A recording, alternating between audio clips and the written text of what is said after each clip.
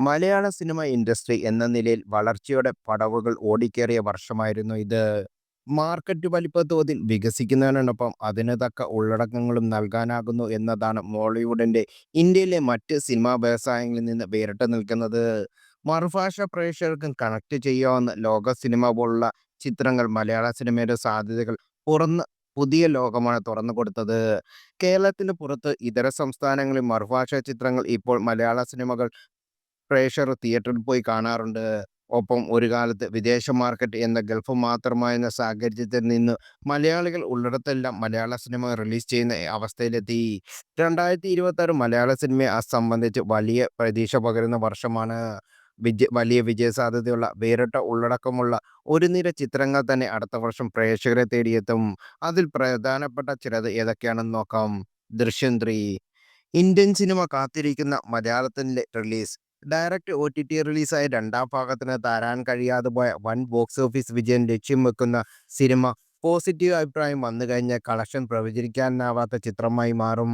Patriot ഇടവേളയ്ക്ക് ശേഷം മമ്മൂട്ടിയും മോഹൻലാലും ഒന്നിക്കുന്ന സിനിമ. മഹേഷ് നാരായണൻ സംവിധാനം ചെയ്യുന്ന ചിത്രത്തിൽ ഫഹദ് ഫാസിൽ, കുഞ്ചാക്കോ ബോബൻ, നയൻതാര എന്നിവരൊക്കെ ഉണ്ട്. വലിയ ക്യാൻവാസിൽ ഒരുക്കുന്ന ഈ ചിത്രം അടുത്ത വർഷം ആദ്യം വലിയ പ്രതീക്ഷയോടെ ഇറങ്ങുന്ന ഒന്നാണ്. മമ്മൂട്ടി ഖാലിദ് റഹ്മാൻ ചിത്രം.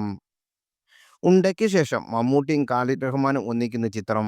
മാർക്കോയുടെ നിർമ്മാതാക്കളായ ക്യൂബ്സ് എന്റർടൈൻമെന്റ് ബാനറിൽ ഷെരീഫ് മുഹമ്മദാണ് നിർമ്മാണം. ആക്ടർ ഡയറക്ടർ കോംബോയ്ക്കൊപ്പം മികച്ച നിർമ്മാതാവും എത്തുമ്പോൾ പ്രതീക്ഷ ഉയരുന്നത് സ്വഭാവം. മോഹൻലാൽ തരുൺമൂർത്തി ചിത്രം. തുടരന്തിയും വീണ്ടും ഒന്നിക്കുന്ന ചിത്രം. ആഷിഖ് ഉസ്മാൻ പ്രൊഡക്ഷൻ ആണ് നിർമ്മാണം. ആഷിഖ് ഉസ്മാന്റെ നിർമ്മാണത്തിൽ നവാഗത ഓസ്റ്റിൻ ലാൽ സംവിധാനം ചെയ്യാൻ മോഹൻലാൽ നായകനാകുന്ന ചിത്രം നേരത്തെ പ്രഖ്യാപിച്ചതാണ്. എന്നാൽ ഈ ചിത്രം നടക്കാതെ പോയി. പിന്നാലെയാണ് ഈ അനൗൺസ്മെന്റ് വരുന്നത്. ഐ ആം ഗെയിം ഇടവേളയ്ക്ക് ശേഷം ദുൽഖർ സൽമാൻ മലയാളത്തിലേക്ക് തിരിച്ചെത്തുന്ന ചിത്രം. സംവിധാനം നഹാസ് ഹിദായത്ത് ഒരുക്കുന്ന ചിത്രം ഒരു പക്ഷേ മറുഭാഷ പ്രേക്ഷകർ പ്രതീതിക്കും എത്തിയേക്കാം. ബദ്രയും കുടുംബ യൂണിറ്റ്.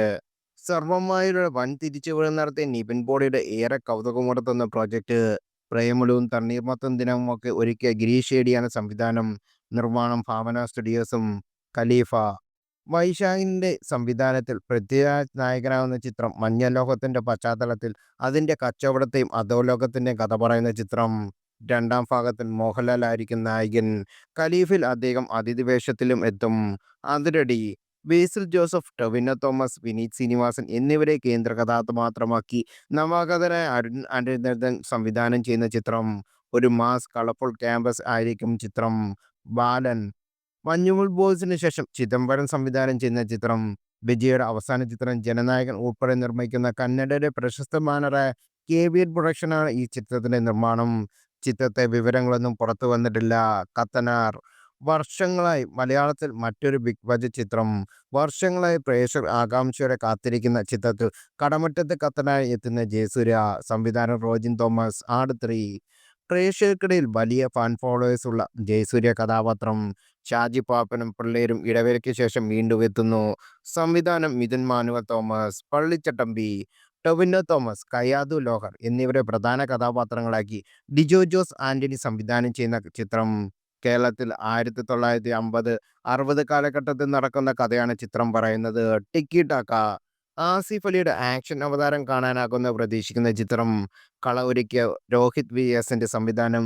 ചിത്രത്തിന്റെ പ്രൊമോഷൻ മെറ്റീരിയലൊക്കെ വൻ പ്രേക്ഷക പ്രീതിയാണ് ലഭിച്ചത്. ബല ഗഗനചാരിക്ക് ശേഷം അരുൺ ചന്ദ് സംവിധാനം ചെയ്യുന്ന ചിത്രം. ജഗദീഷ് ശ്രീകുമാറിന്റെ സാന്നിധ്യം വലിയ ഹൈപ്പാവും ഈ ചിത്രത്തിന് തരുന്നത്.